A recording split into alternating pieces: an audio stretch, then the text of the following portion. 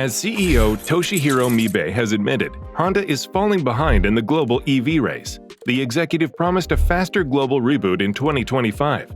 The question remains, what is Honda's game-changing strategy?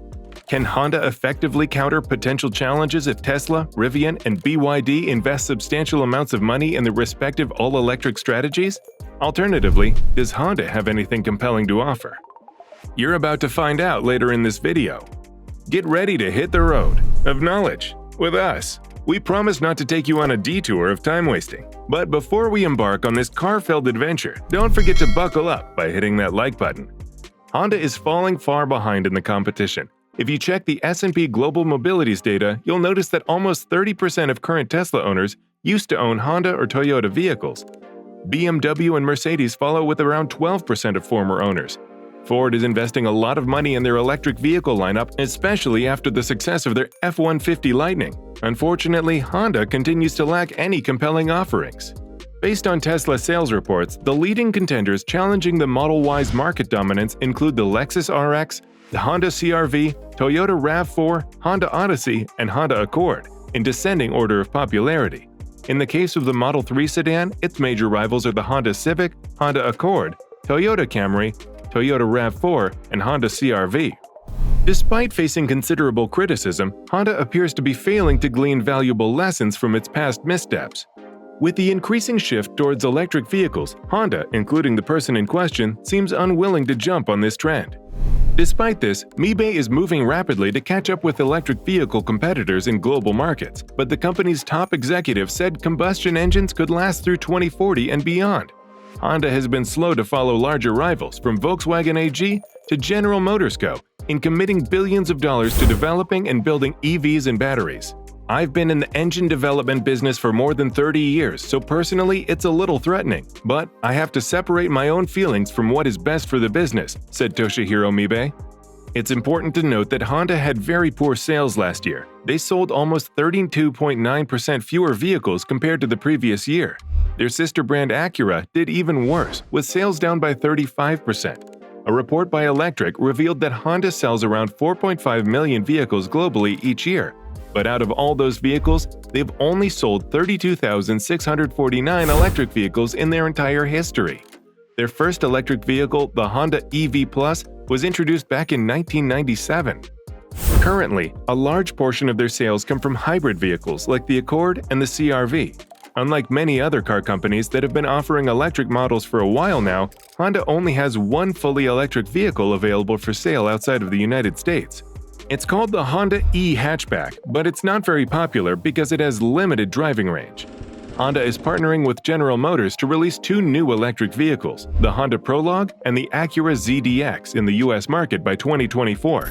However, this puts Honda behind other car manufacturers who already have a broader range of electric vehicles and charging infrastructure in place.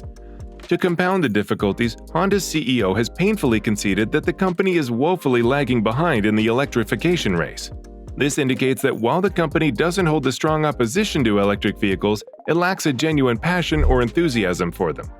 The charging infrastructure is not at a place that it needs to be for our customers, said Mibe in a recent interview. After that, he said, "As we move toward carbon neutrality, we are focused on electrification and fuel cells. Those are the two core components of future mobility." Despite the world's shift toward a more sustainable future, Honda has been slow to adapt to electric vehicles. However, the company now plans to invest $40 billion by 2023 to push its EV sales to 40% by the end of the decade. This delay could put Honda at a disadvantage in the long run, considering the growing demand for EVs and the company's CEO's opposition to them. The question remains, why has a major car company like Honda been slow to start investing in electric vehicle plans? Could Honda's persistent reliance on internal combustion engines be more of a personal choice by their president, Toshihiro Mibe, rather than a strategic decision for the company's success? He stated that Honda's performance cars and trucks would continue using combustion engines, suggesting that future Type R versions will likely incorporate hybrid assistance to meet stricter emission standards. Leveraging his experience in maintaining partnerships between automakers, Mibe, the former R&D boss of Honda, is currently working on establishing a substantial alliance with General Motors. This collaborative effort aims to counter the growing influence of EV manufacturers and foster stronger ties within the automotive industry. In addition, Honda has forged closer relationships with Volkswagen, Mazda, Subaru, and Ford, as these brands face a similar scenario with most of their sales still reliant on internal combustion engines. Ford CEO Jim Farley said on Thursday Chinese electric vehicle makers are its main rivals in the sector, but the company has hurdles competing on cost at a smaller scale. "I think we see the Chinese as a main competitor, not GM or Toyota," Farley said at the Morgan Stanley Sustainable Finance Summit. "The Chinese are going to be a powerhouse. If you agree, let us know in the comments below." Volkswagen has set ambitious goals, stating its intentions to raise the proportion of unit sales attributed to fully electric vehicles to a minimum of 70% in Europe and over 50% in North America and China by 2030. Volkswagen aims for 9 out of its total 14 models to be pure electric vehicles. Honda is changing gears in Europe with a focus on fuel cell vehicles. They're planning to bring 10 new Honda EVs to the market within the next 5 years. The first one to hit the road will be the production version of the E-prototype showcased at the exciting Shanghai Motor Show.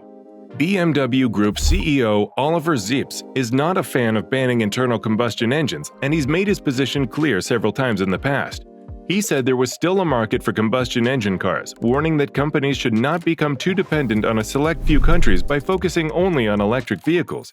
He also highlighted the fact that China controls most of the supply of raw materials for electric vehicle batteries.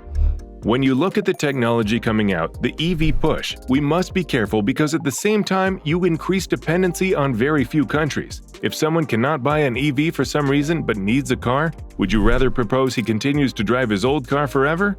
If you're not selling combustion engines anymore, someone else will." He pointed to gaps in charging infrastructure and the high price of electric vehicles as obstacles in the path of electric vehicles dominating the global market. Electric vehicles and conventional cars produce a similar amount of CO2 during manufacturing. However, the production of electric car batteries adds about 9 metric tons of CO2 emissions. This means the total emissions from making an electric car can be around 16 to 19 metric tons, making it seem worse for the environment than a fossil fuel car. Despite the challenges and emissions associated with electric car manufacturing, an increasing number of countries are taking steps to promote electric vehicle adoption. For instance, the United States aims to have 50% of new cars be electric by 2030 to compete with China, which currently dominates the global EV market with 70% of total EV production. Japanese car manufacturer Honda is making significant investments to catch up in the EV race. They have a $3.5 billion joint venture with LG Energy Solutions to build batteries in Ohio starting in 2025. Honda is also developing its own EV architectures with the first model set to arrive in the US in 2026. When discussing Honda's strategy alongside General Motors in North America, Honda representative Mibe mentioned that there is a sense of urgency in the industry due to President Biden's pro-electrification stance. While specific details about the vehicle are limited, the Honda-Sony partnership signifies that the future of cars will be shaped by innovative collaborations. Do you like car updates like these? Make sure you subscribe, and we'll see you in the next one.